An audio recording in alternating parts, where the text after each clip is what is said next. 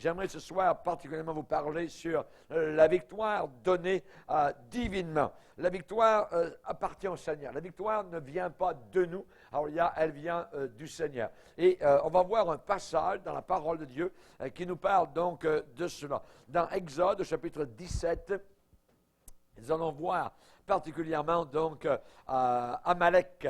Amalek a été vaincu par je dirais, la prière. Et nous allons voir justement donc de quelle manière cette victoire a été apportée.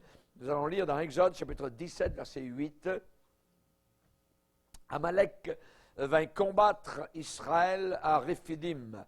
Alors Moïse dit à Josué, choisis-nous des hommes, sors et combat Amalek. Demain, je me tiendrai sur le sommet de la colline, la verge de Dieu dans ma main. Josué fit ce que lui avait dit Moïse pour combattre Amalek. Et Moïse, Aaron et Hur montèrent au sommet de la colline. Lorsque Moïse élevait sa main, Israël était le plus fort. Et lorsqu'il baissait sa main, Amalek était le plus fort. Donc le va-et-vient est proportionnel à la prière. Voyez, soit que l'ennemi a la victoire, ou soit que le peuple de Dieu avait le dessus. Et au verset 12, il est dit, les mains de Moïse étant fatiguées, ils prirent une pierre qu'ils placèrent sous lui, et il s'assit dessus. Aaron et Hur soutenaient ses mains, l'un d'un côté, l'autre de l'autre côté. Et ses mains restèrent fermes jusqu'au coucher du soleil. Et Josué vainquit Amalek et son peuple au tranchant de l'épée.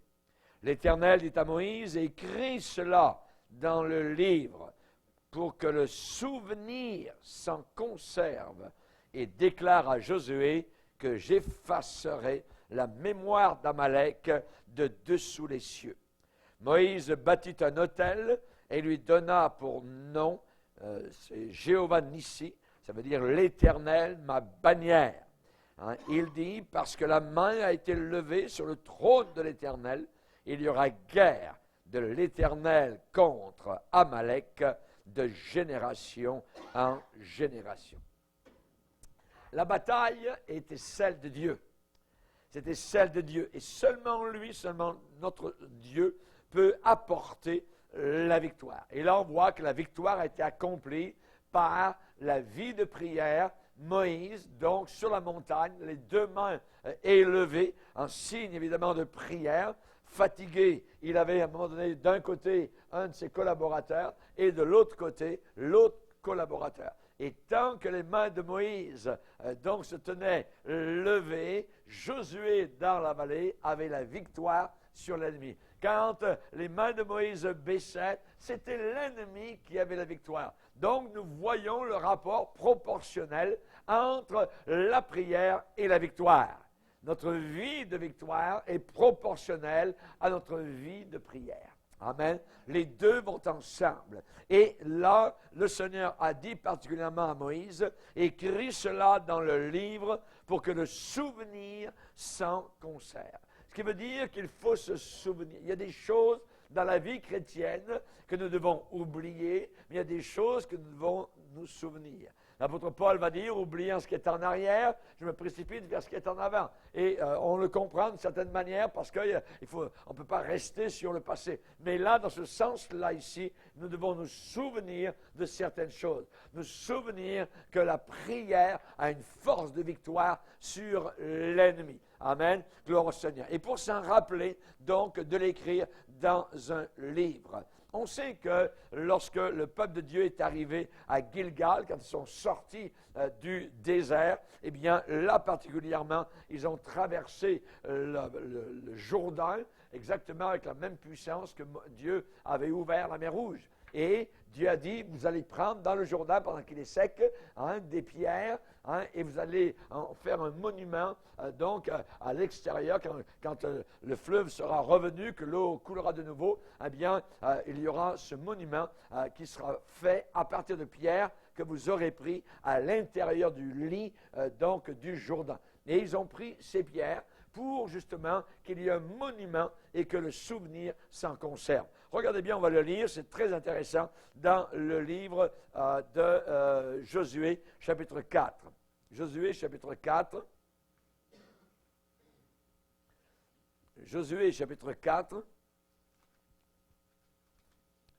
Il est dit ici particulièrement, chapitre 4, verset 1er, lorsque toute la nation est achevée de passer le Jourdain, donc à sec, l'Éternel dit à Josué, prenez 12 hommes parmi le peuple, un homme de chaque tribu, donnez-leur cet ordre, enlevez d'ici, du milieu du Jourdain, de la place où les sacrificateurs se sont arrêtés, de pied ferme, 12 pierres, pour que vous emporterez avec vous, et que vous déposerez dans le lieu où vous passerez cette nuit. Donc, la première nuit qu'ils ont passé dans la terre promise. Josué appela les 12 hommes qu'il choisit parmi les enfants d'Israël, un homme de chaque tribu. Il leur dit, passez devant l'arche de l'Éternel votre Dieu, au milieu du Jourdain, que chacun de vous charge une pierre sur son épaule, selon le nombre des tribus des enfants d'Israël, afin que cela, écoutez bien, soit un signe au milieu de vous. Lorsque vos enfants demanderont un jour, que signifient pour vous ces pierres? Ils vont voir ce monument, ils vont demander, que signifient pour vous ces pierres? Vous leur direz, les eaux du Jourdain ont été coupées devant l'arche de l'alliance de l'Éternel lorsqu'elle passa le Jourdain. Les eaux du Jourdain ont été coupées et ces pierres seront à jamais un souvenir pour les enfants d'Israël. Un peu plus loin, verset 21, il dit aux enfants d'Israël, lorsque vos enfants demanderont un jour à leur père, que signifient ces pierres?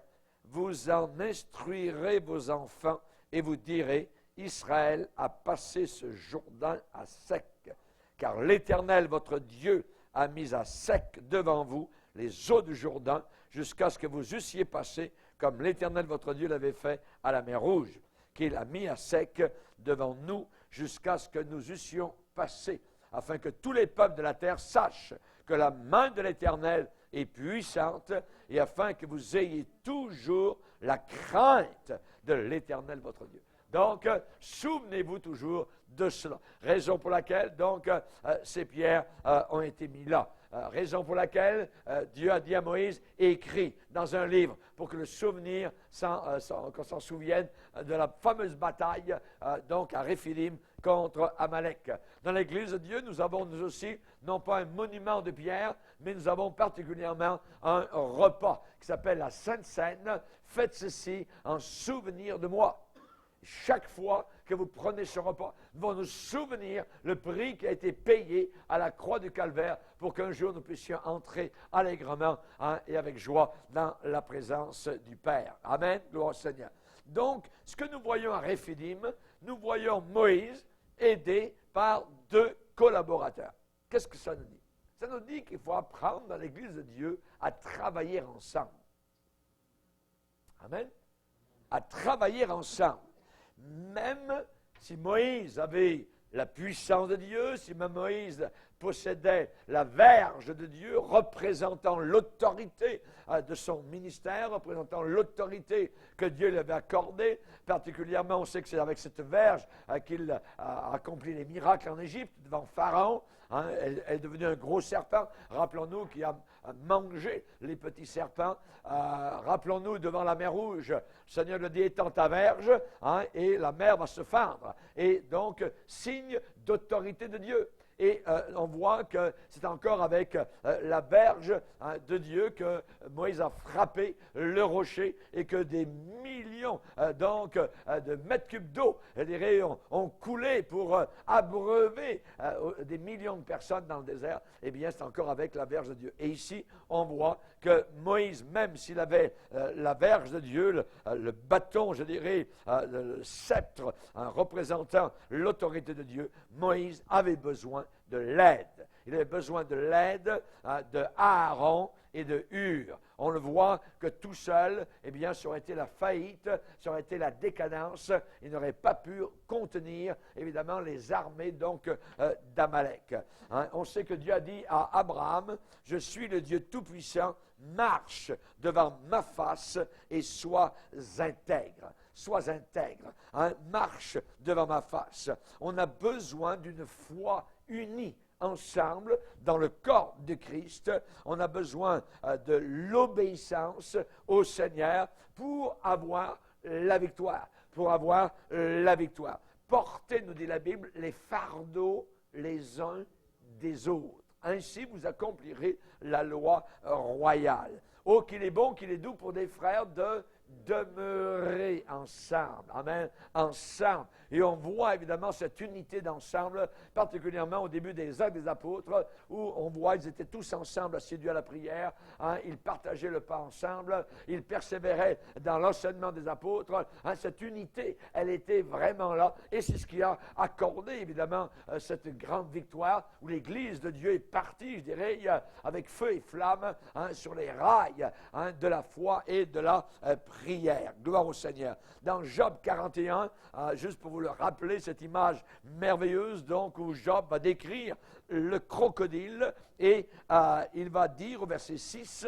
dans Job 41, « Ces magnifiques et puissants boucliers sont unis ensemble comme un seau. Ils se serrent l'un contre l'autre, et l'air ne passerait pas entre eux. Ce sont des frères qui s'embrassent, se saisissent, demeurent inséparables. » Amen. Gloire au Seigneur. Et le corps de Christ, eh bien, est un peu cela. C'est une sorte de crocodile hein, puissant, où des frères et sœurs sont unis ensemble, hein, s'embrassent, se saisissent, demeurent inséparables. On connaît les petits oiseaux qu'on appelle les inséparables, voyez, et s'il y en a un qui s'en va, on dirait que l'autre meurt, voyez.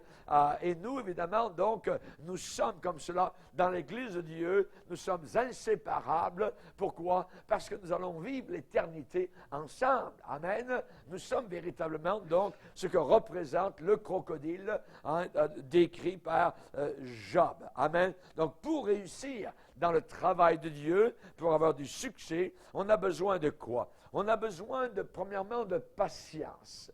De patience, voyez. La patience est le premier élément. Ce n'est pas particulièrement les dons de l'esprit, ceci, cela, des choses grandioses. Hein, quand l'apôtre Paul a dit que mon ministère a éclaté parmi vous, et il va dire, il va citer différentes choses, peut-être une douzaine, une quinzaine, je ne me rappelle plus dans Corinthiens.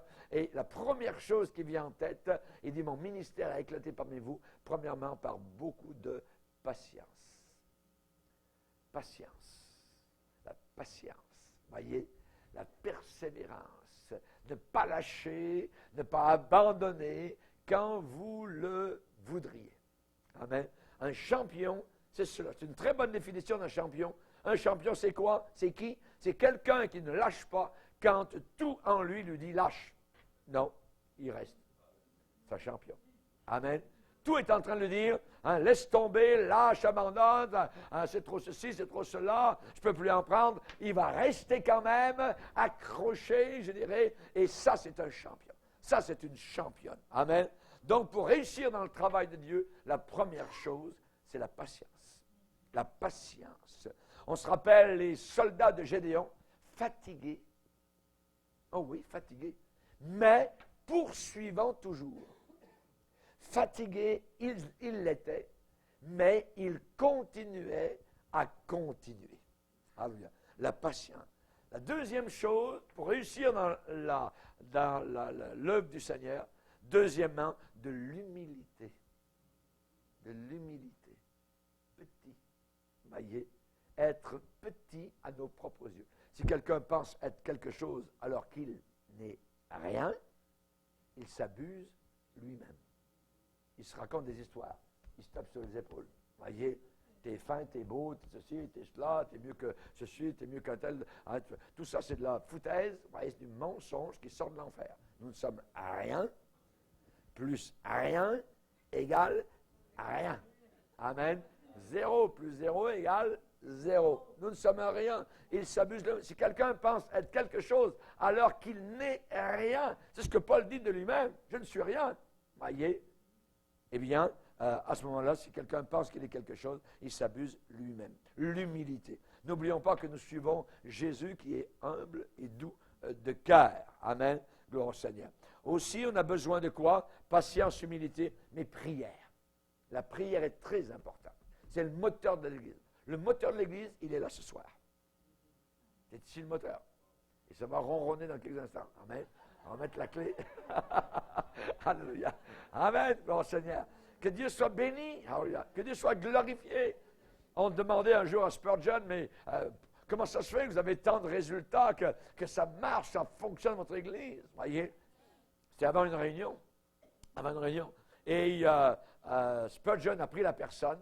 Et dans l'église, l'a fait descendre, tout ça, quelque part dans le sous-sol, et, un couloir, un deuxième couloir, tout ça. Et là, au bout du couloir, il a ouvert une porte, et à l'intérieur, il y avait environ une centaine de personnes qui étaient en train de prier. Et ça priait, ça demandait que Dieu agisse, tout ça. Et dit, voilà la raison du succès. Voilà le moteur de l'église, voyez. Et c'est la même chose, ça n'a pas changé. Les premiers apôtres, il est dit qu'ils continuaient à persévérer dans la prière. Voyez, dans la prière et dans la parole.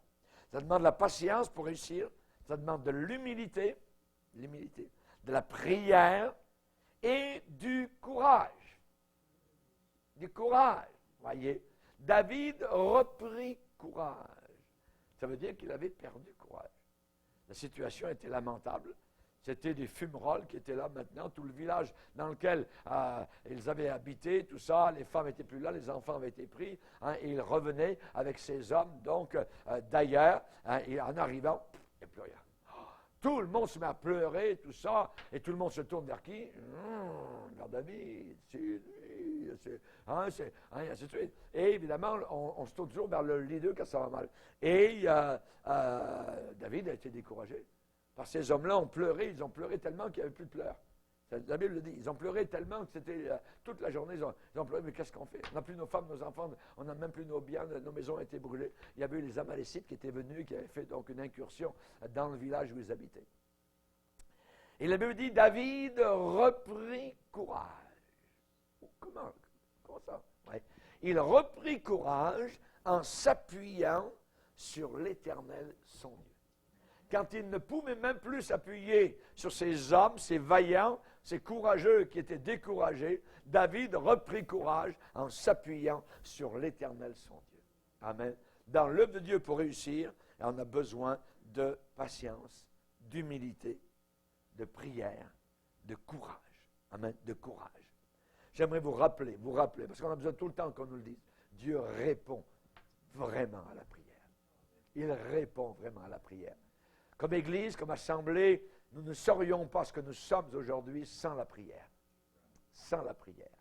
Sans une prière fervente, sans des gens qui n'ont pas lâché lorsqu'ils l'auraient voulu, lorsqu'on a été attaqué par l'ennemi, lorsqu'il y a eu toutes sortes de choses où le diable a essayé de donner des coups dans le côté, dans les flancs de l'Église. Toc, on est resté devant le Seigneur. Et on a continué, voyez, et le Seigneur a répondu. Dieu répond vraiment à la prière. Jésus a dit, si vous demandez quelque chose en mon nom, je le ferai. Je le ferai. Certains ont dit, si Dieu ne l'a pas, il va le fabriquer. Je vais le faire. Je vais vous le fabriquer. Amen. Notre Dieu est capable, amen, de tout faire. Je le ferai. Amen. Vous ne possédez pas parce que vous ne demandez pas, a dit Jacques au chapitre 4. Dans les psaumes, ô toi qui écoutes la prière. Ô toi qui écoutes la prière.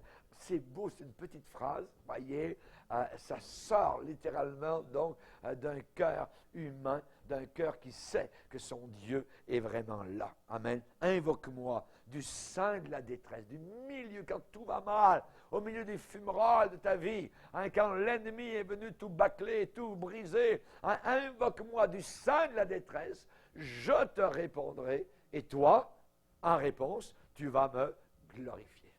tu vas me glorifier. Amen. Élie sur le mont Carmel, Seigneur, montre-toi. Il y avait les faux prophètes qui étaient là, le peuple était rétrograde. Est-ce que Dieu a répondu? Oui, il a répondu. Dieu a envoyé le feu.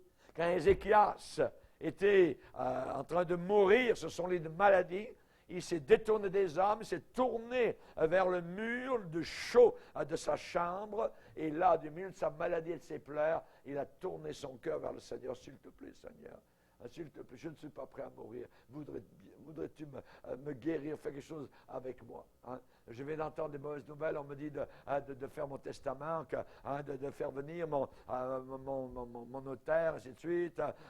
L'homme de Dieu, le pasteur, vient de faire sa visite. Tout ça, c'est fini, ainsi de suite. Le pasteur, c'était le prophète Ésaïe, vous voyez, qui lui avait dit, plie bagage, tout ça, range tes affaires parce que tu vas mourir, vous voyez. Et là, Ézéchias ne le prend pas, et il se tourne vers le Seigneur. Et Dieu dit à Ésaïe, alors qu'il vient juste de sortir, retourne, ta visite n'est pas finie.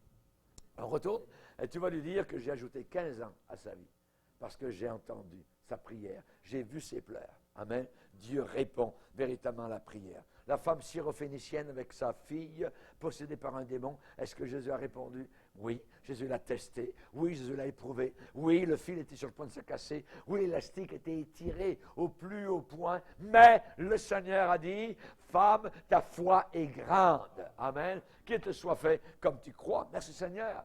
La femme qui avait une perte de sang, qui avait placé son corps entre les mains des médecins depuis des années, qui avait vidé véritablement son compte en banque, et sa situation ne faisait qu'empirer, ne s'améliorait absolument pas. Elle est allée vers Jésus, elle a touché le bord de son vêtement en un instant, en un clin d'œil, en une seconde. Alors, regarde, toute sa vie a été bouleversée, guérie complètement. Elle avait touché véritablement à la source d'eau vive. Jésus l'a guérie. Jésus a répondu à son cri.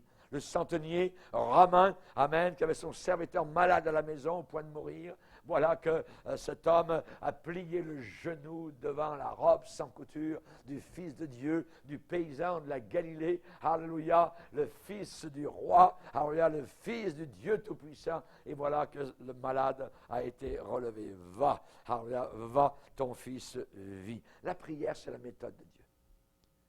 Oubliez tout le reste de la vie chrétienne, mais n'oubliez jamais la prière. La prière, voyez, la prière. C'est la première chose qu'on apprend quand on vient au Seigneur. Quand on est un petit bébé, voyez, comme l'enfant, la première chose qu'il fait, il se met à broyer, il se met à crier, il se met à pleurer parce qu'il veut le sein maternel. Hein? C'est la même chose. Dès qu'on est né de nouveau, qu'on vient à Jésus, qu'on est pardonné de tous nos péchés, tout ce qu'on sait faire, c'est en prier. On peut prier quasiment jour et nuit. Hein? On bénit le Seigneur, il nous a sauvés, pardonnés, libérés, justifiés, glorifiés. C'est merveilleux, ça nous dépasse totalement. Amen. C'est la première chose qu'on apprend. C'est automatique. Il n'y a personne qui nous apprend à prier. Voyez, c'est une nouvelle nature en nous qui, on remet tout entre les mains donc de notre Seigneur. Jésus a dit, vous me chercherez et vous me trouverez. Si vous me cherchez de tout votre cœur. Amen. Il faut que notre cœur soit dans notre prière. Jérémie 33.3, c'est votre nouveau numéro de téléphone. Jérémie 33.3. Amen. Alléluia. Invoque-moi et je te répondrai. Je t'annoncerai de grandes choses, des choses cachées que tu ne connais pas. Amen. Il y a beaucoup de choses que nous ne connaissons pas. Et le Seigneur veut nous les révéler par le biais, par le moyen unique de la prière. Amen. On sait que les apôtres ont dit, eh bien, lorsqu'il y a eu l'établissement des diacres, la première fois, nous continuerons à nous appliquer particulièrement donc à la prière et à la parole. À la parole. Paul a dit aux Thessaloniciens, priez sans cesse. Ça veut dire pas de relâche. Hein? Paul a dit, nous n'avons pas à lutter contre la chair et le sang, mais contre les démons dans les lieux célestes. C'est là qu'est notre combat. Alors faites-en tout temps, par l'Esprit, au moyen du Saint-Esprit, toutes sortes de prières et de supplications. Toutes sortes de prières et de supplications. Élie pouvait dire, l'Éternel devant qui je me tiens. La réunion de prière, nous tenons devant l'Éternel. Amen. Le roi de gloire. Alléluia. C'est merveilleux. Merci Seigneur. Quand on pense que Gabriel, il se tient devant l'Éternel. Hein, il l'a dit, hein, l'Éternel devant qui je me tiens. Voyez. Et nous pouvons aussi nous tenir devant l'Éternel. Nous sommes bienvenus devant ce trône de gloire. Amen. Gloire au Seigneur. Donc, peut-être qu'on n'a pas encore eu la réponse à nos prières, mais Élie va nous dire, retourne. retourne. Go back again. Retourne encore, retourne encore. Voyez, hein, et quand vous entendez ça 7 fois, hein, parfois vous êtes fatigué d'entendre le même refrain, mais cependant, il faut y aller. Il faut retourner, retourner, retourner, retourner, de ne pas lâcher. Et à la fin, nous verrons un petit nuage. Amen. Et bientôt, ça va être l'inondation, ça va être la bénédiction, ça va être vraiment au-delà de tout ce qu'on avait pensé ou imaginé. À lui soit toute la gloire, l'honneur et la puissance dans l'Église et au siècle des siècles. Amen, amen, amen, amen. Amen. Alléluia. Gloire au Seigneur. Que Dieu soit glorifié. Tous les grands hommes et les grandes femmes de Dieu ont triomphé par la prière. Par la prière. Voyez, particulièrement Daniel le savait, et 3 fois par jour, eh bien, il priait son Dieu. Et quand on lui a interdit de prier, vous voyez comment Satan va directement à la source de notre puissance, s'il pouvait nous interdire de prier. Voyez. Et c'est la raison pour laquelle, dans certains pays de la terre, les chrétiens sont interdits de se réunir pour prier, parce que Satan ne veut pas qu'ils prient, il ne veut pas qu'ils cherchent le Seigneur, qu'ils se rencontrent, qu'ils se réunissent pour avoir cette puissance. Voyez, on voit que c'était la même chose avec Daniel, et ça l'a envoyé dans la fosse aux lions. On se rappelle, hein, et souvent vous avez vu parfois des peintres qui ont imaginé Daniel, et on voit donc un paquet de lions qui sont autour de lui, tout ça, et Daniel a le visage en haut, vers le soupirail d'où vient un rayon de lumière, le rayon du ciel. Amen. Daniel en train de prier. Ce vieillard, qui avait foi dans le Seigneur et qui a vu ces lions devenir des petits chats. Alléluia, des petits chatons. Vous pouvez les caresser, voyez, et peut-être qu'ils ont fait... Ils n'ont pas fait miaou, voyez. Non, c'était des vrais lions, voyez, mais le Seigneur contrôle même les lions. Alléluia. Merci Seigneur, par la puissance de la prière. Gloire au Seigneur, merci Seigneur. Avant la bénédiction, il y a l'épreuve. Il y a l'épreuve. Et l'épreuve, c'est toujours difficile. L'épreuve, c'est toujours solitaire. C'est toujours froid. Voyez, l'épreuve. Mais l'épreuve forme notre caractère. On est brisé. On dirait qu'on est sous le marteau du forgeron. Voyez, le Seigneur est en train de former notre caractère. Et l'épreuve nous aide à apprécier la bénédiction quand finalement elle arrive. Parce qu'elle arrive. Il y a une bénédiction qui s'en vient. Il n'y a pas toujours des épreuves, des épreuves, des épreuves, des épreuves. Il y a des bénédictions. Voyez, et donc on va apprécier. Et si on était toujours béni, vous voyez, on a souvent dit, un beau ciel bleu à longueur d'année, vous avez un désert. Heureusement. Je me rappelle quand je voyageais sur le grand pétrolier, le North King, lorsque nous allions dans les pays du Sud, du Moyen-Orient, c'était du ciel bleu tout le temps. Et on passait par la mer Rouge, c'était du désert, il fait toujours bleu, tout ça. Hein. Ensuite, vous avez passé le Yémen, et encore là, tout le long, c'est du désert. Vous arrivez au Golfe Persique, c'est désertique, ainsi de suite. Mais c'est toujours du ciel bleu. Et quand on est remonté, et ensuite qu'on a remonté la mer Rouge, passé le canal de Suez, arrivé en Méditerranée, on est arrivé en bas de l'Italie, entre la Sicile et l'Italie, détroit de Messine, et là un peu plus haut, tout ça, il commence à y avoir des nuages. Ah, ça fait du bien de voir un peu de nuages. On s'en ennuyait quasiment de voir des nuages, voyez. Et donc, c'est certain que dans la vie chrétienne, elle est formée de ceci et de cela. Mais rappelez-vous, vous qui avez des années dans le Seigneur, vous en êtes toujours sortis. Tout le temps, le Seigneur vous en a sorti. Voyez, on est là encore ce soir.